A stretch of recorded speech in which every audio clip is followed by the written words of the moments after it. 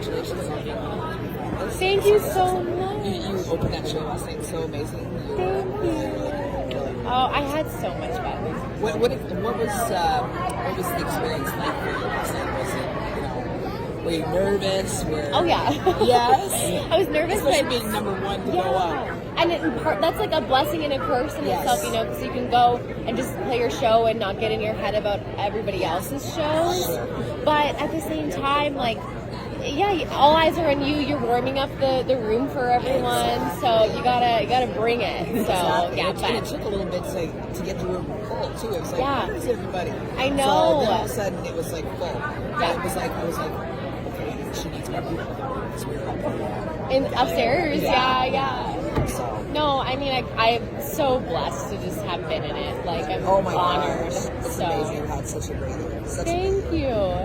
In the past year, you've definitely become one to watch in Canadian country music. Thank you. Do you feel it was a huge advantage starting so young in music because you're starting so young? Yeah, I think that it's helped me just learn the business side and take every opportunity to come to CCMAs and go to the workshops and the panels and talk to industry people.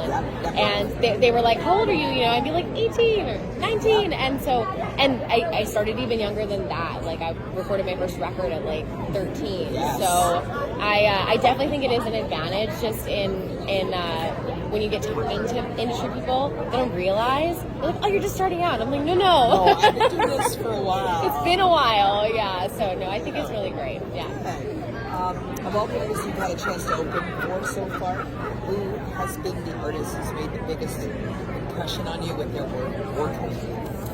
Chris Lane. You got to open? Yeah, I got to open for Chris Lane in Saskatoon a few years back, and he welcomed me on his bus after my set for his set and was so gracious. Sean Austin and Andrew High were also playing that night, and Chris invited me and my band onto the bus and just sat down and chatted with him for 30 minutes, and he just asked about me and was so kind and so down to earth. And then I've kind of watched him just become one of country's biggest names, and you hear his music on the radio all the time. It's a no-brainer. Exactly. And so I do admire him, and I think he's just one of the coolest people to meet. That's good. That's good. Of all the we noticed that you currently reside in Nashville, as so many other Canadian country artists. Yes. Do you feel that making the move south has helped open more doors for you as an artist and helped jumpstart your career? Big time. I think that there's just such a dense community of music creators, of songwriters, and it's just happening every day in, day out. So many Canadians, and we have such a strong community down there as Canadians. We have our Canadian Thanksgivings together. Awesome. We are so supportive of each other, and I think once you're down there, you're just you're in it with the rest of the Canadians. You've been adopted to a new family. Exactly. And because we leave our families, and it's so hard to make the move down there, going through the visa process and all that stuff. It is a nightmare. So it's just knowing that they've all gone through that as well, and they know you've gone through it, and it's just here, come on, we'll help you out. So it's just such a great feeling, and like I was saying, I've learned so much, and I've just been able to really hone my craft as a songwriter. Just every day writing makes such a world of difference. Oh, just about.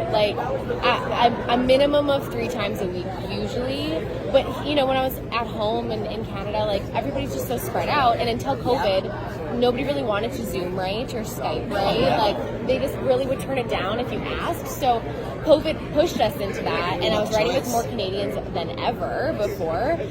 Genevieve Fisher, Mariah Stokes, we were always writing. But, yeah, no, I think Nashville's made a huge impact on my career. We love that. Oh my God. Come back again. Yes, well, we were hoping to go this fall, but it didn't work out. I mean, you can still come, make your way Oh, yeah, around. we're hoping to go back. We love going down 14 Path South. Oh, yes. We absolutely love the song. So it usually happen in March? Yes. Yeah, okay, yeah. It's a good time to go. It's just starting to warm up there. The patios are warm during the afternoon. Yeah. And the shows, there's Great time of year. Canadians down there doing Yeah, shows. I know Emma Lee and Karen Kazowski and Victoria Banks, they were all playing one this past year. I was trying to get into because I think it was at the Bluebird. And I was like, I want to get into this, but I didn't. And then I got to go to a different Bluebird show that they actually all did together. So I have not the Bluebird. I've done the listening room quite a few times now. Nice. Yeah, I think it was 6 times in my first year of being there, and all of my peers were like, "That never happened! Oh my gosh!" And I was like, "Cool." yeah, check that box. Awesome. So far out of all the festivals and stages that you played, which is a real standout to one of your favorites? Oh man, that's so hard. Yeah, that's so hard.